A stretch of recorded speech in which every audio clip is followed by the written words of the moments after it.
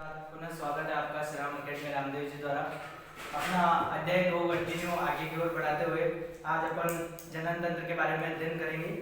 दो जनन तंत्र भी नॉर्मल नर और मादा दोनों प्रकार के। तो आज पहले तो जनन तंत्र होता क्या है, कैसे क्या कार्य होता है और नर जनन तंत्र, इन दो चीजों के बारे में अपन अध्ययन करेंगे। सर्वप्रथम जनन क्या होता है? अपनी जैसी संतान पैदा करना। आपने देखा होगा मनुष्य के मनुष्य का ही बच्चा पैदा होता है और गाय के गाय का ही बच्चा पैदा होता है। ठीक है, ऐसा इसलिए होता है क्योंकि वो जनन क्रिया द्वारा यह कार्य संपादित करते हैं। सेम जैसे उनके माता पिता है, बस आनुवंशिक गुण और लक्षण अलग हो सकते हैं, बाकी संतति सेम रहती है। ऐसा नहीं कि मनुष्य के कभी बिल्ली का बच्चा हो जाता है, नहीं। अब देखो मानवों में जनन कौन सा होता है? दो प्रकार का जनन होता है, एक लैंगिक जनन और अलैंगिक जनन, है ना। तो मानवों में होता है लैंगिक जनन। तो अब यहाँ दोनों प्रकार के लैंगिक जनन जो है, इसमें भी एक और टाइप आता है, द्विलिंगी, यानी दो लिंग के आधार पे। तो यानी पहला लिंग अपन लेंगे नर, दूसरा मादा। यहाँ क्या होता है, नर में शुक्राणु का निर्माण होता है और मादा में अंडाणु का निर्माण होता है। दोनों जगह शुक्राणु और अंडाणु, इन दोनों के निषेचन जब हो जाता है तब एक नई चीज बनती है, युग्मनज। और युग्मनज धीरे धीरे विकसित होकर नए जीव में बदल जाता है। यह क्रिया जो इतनी मैंने बोली है, इतनी भी आसान नहीं है, और जितनी ये संपादित हो रही है कि यहाँ बस निषेचन हो गया और नया जीव उत्पन्न हो गया, नहीं, इसकी बहुत लंबी प्रोसेसिंग होती है। सबसे पहले एक वर्ड के बारे में अपने को देखना पड़ेगा, यौनारंभ। यह क्या होता है? किशोरावस्था तो आप सबने सुना ही है, सेम वही है यौनारंभ। अब देखो किशोरावस्था, अभी जो आप 10th क्लास में जो भी अध्ययन कर रहे हैं, लगभग सभी की उम्र किशोरावस्था में प्रारंभ कर चुकी है।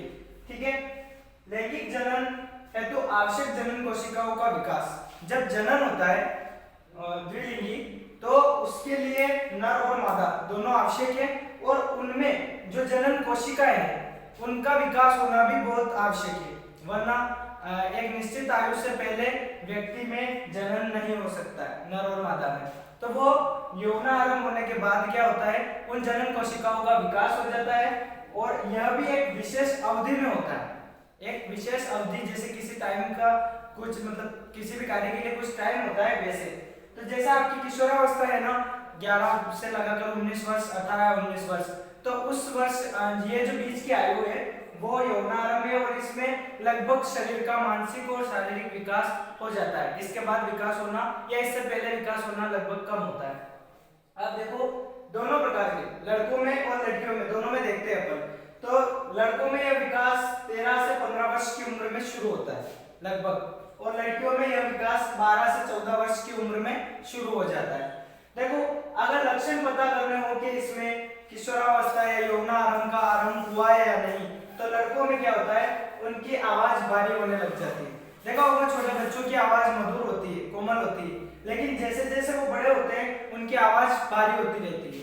किशोरावस्था में आने के बाद और आवाज भारी हो जाती है। साथ ही साथ दाढ़ी मूछें आना, है ना, जैसे ग्रामीण क्षेत्रों में कहते हैं कि इसके दाढ़ी मूछें आ गए, मतलब ये बड़ा हो गया है, तो वही कारण है किशोरावस्था में दाढ़ी मूछें आना, ये भी एक इसका लक्षण है। फिर जननांग क्षेत्र यानी प्राइवेट जो पार्ट है, वहां पर बालों का उगना, यह भी लड़कों में यौनारंभ का एक उदाहरण है।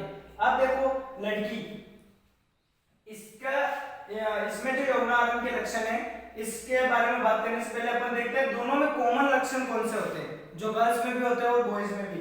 तो लैंगिक विकास, जहां अपन ने पढ़ा जनन कोशिकाओं का विकास, वो दोनों में ही होता है, और जनन परिपक्वता यह भी दोनों में ही आती है। इन दोनों के बिना जनन संभव नहीं है।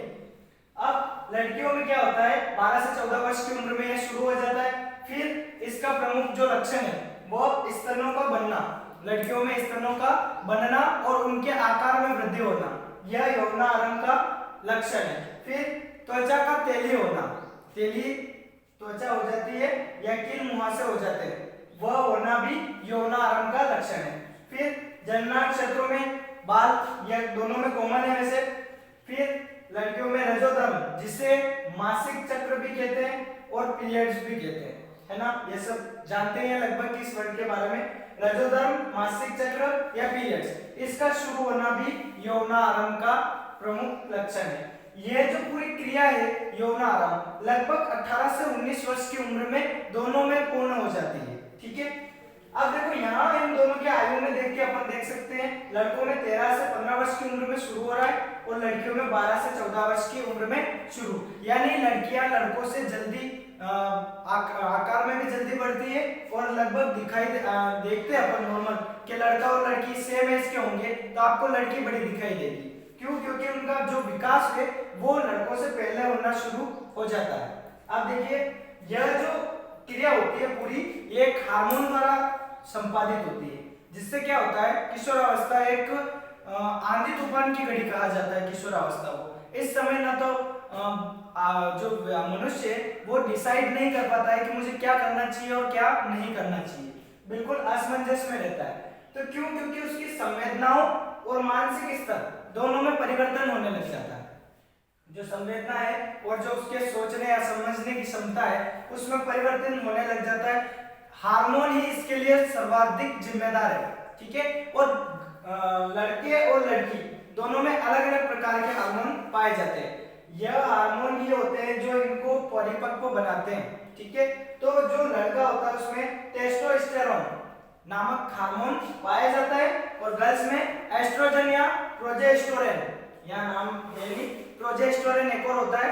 तो दोनों प्रकार के हार्मोन पाए जाते हैं। Board of secondary education Ajmer board में लगभग 2 से 3 बार ये क्वेश्चन पूछा गया है, कौन सा हार्मोन लड़कों में ये किशोरावस्था के लिए उत्तरदायी है या कौन सा हार्मोन लड़कियों में ये उत्तरदायी है। इसके बाद अपन बात शुरू करते हैं नर जनन तंत्र को।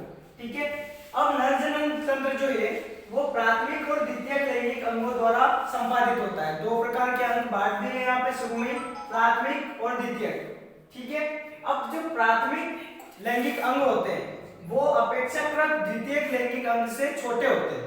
छोटे होने के बाद यह क्या करते हैं, लैंगिक कोशिका यानी जनन कोशिका और युग्मक का निर्माण करते हैं। कौन करते हैं? प्राथमिक लैंगिक अंग। साथ ही साथ ये हार्मोन का भी स्रावन करते हैं। हार्मोन का स्रावन करने के बाद इसे कहा जाता है जनन। क्या कहा जाता है? जनन।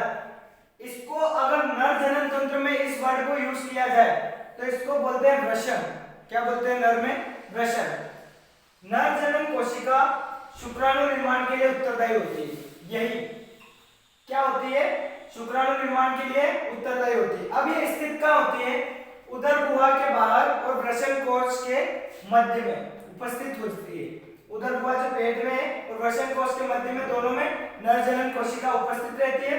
2 प्रकार के वृषण पाए जाते हैं, मतलब कार्य के आधार पर अगर बात करें तो शुक्राणु का निर्माण करना एक कार्य हो गया और टेस्टोस्टेरोन जो स्रावन है, बात कर रहे हैं अपन नर जनन तंत्र की तो बॉयज का जो हार्मोन है उसके लिए, तो ये दोनों प्रकार के लिए स्रावन करती है। अब देखो द्वितीयक लैंगिक अंग जो सेकंड सेक्सुअल पार्ट्स है उनके बारे में अपन बात करते हैं। फर्स्ट 6 प्रकार के जो पार्ट है, वृषण कोश यानी यह क्या कार्य करता है? वृषण को स्थिर रखने का।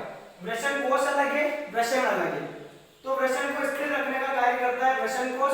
साथ ही साथ शरीर का, बॉडी का टेम्परेचर जो नियंत्रित करता है यहीं से होता है, क्योंकि शुक्राणु का जो निर्माण होता है उसके लिए कम टेम्परेचर की आवश्यकता होती है। शरीर का तापमान कम होना चाहिए, उसकी वजह से यह शरीर का ताप नियंत्रण करता है। दूसरा शुक्रवाहिनी। देखो शुक्राणु को जो पहुंचते हैं शुक्राशय तक, है ना, यहाँ पर इनका संग्रह होता है तो ये गुजरते हैं शुक्रवाहिनी से, इसी की सहायता से। अब देखो मूत्र नलिका जो अपन ने उत्सर्जन तंत्र में पढ़ी थी वो और शुक्रवाहिनी जो अभी पढ़ रहे हैं दोनों एक ही प्रकार की संयुक्त नली, यानी इन दोनों में जो भी कार्य संपादित हो रहा है एक ही द्वारा हो रहा है। तो मूत्र विसर्जन भी यहीं से और शुक्राणु दोनों एक ही मार्ग से निकलेंगे क्योंकि ये एक संयुक्त नली दोनों की जुड़ी हुई। तीसरा बात करते हैं अपन शुक्राशय। यह क्या करता है? जैसे उत्सर्जन तंत्र में आपने मूत्राशय पढ़ा था जो उसके संग्रहण का कार्य करता है, वैसे शुक्राशय शुक्राणु संग्रहण का कार्य करता है। फिर इसमें होता है एक तरल पदार्थ का निर्माण। एक तरल पदार्थ होता है, उसका निर्माण होता है जो वीर्य निर्माण के लिए उत्तरदायी होता है। साथ साथ यह जो तरल पदार्थ है शुक्राणु को ऊर्जा व गति प्रदान करने का कार्य भी करता है। नंबर 4 आता है प्रोटेस्ट ग्रंथि, है ना, यह एक बाह्य स्त्रावी ग्रंथि होती है और तरल पदार्थ का निर्माण करती है। इसके जैसे सेम यह भी तरल पदार्थ का निर्माण भी करती है, उत्सर्जन भी करती है। पांचवा नंबर पढ़ेंगे अपन मूत्र मार्ग। देखो यह एक पेशी नली होती है जो मूत्राशय से जुड़ी हुई होती है। इसमें देखो किन किन चीजों का उत्सर्जन होता है, मूत्र, शुक्राणु, प्रोटेस्ट ग्रंथि, यह तीनों इसी नली द्वारा उत्सर्जित होते हैं, जो कि आगे जाके शिशन से जुड़ा हुआ होता है और एक छिद्र द्वारा इनको उत्सर्जित कर दिया जाता है। लास्ट यह पढ़ते हैं अपन शिशन। यह जो पूरी जनन प्रक्रिया है इसमें सर्वाधिक भूमिका यह निभाता है, क्योंकि शिशन को ही नर जनन तंत्र का प्रमुख अंग माना गया है जो मादा जनन तंत्र की योनि में प्रवेश करता है। अब देखो यह बेलनाकार अंग होता है जो वृषण कोश के मध्य स्थित होता है, यानी दोनों तरफ वृषण कोश होते हैं, उनके मध्य स्थित होता है। सामान्य अवस्था में छोटा और शिथिल अवस्था में मोटा या तना पाया जाता है। यह दो प्रकार के कार्य करता है। फर्स्ट इसका कार्य है मूत्र विसर्जन करना, क्योंकि एक संयुक्त नलिका है दोनों, और सेकंड सेक्स के समय यानी लैंगिक जनन के समय चरम अवस्था में आकर यह वीर्य को मादा जनन तंत्र जो जननांग है, मादा जननांग, वहां तक पहुंचाने का कार्य करता है। धन्यवाद।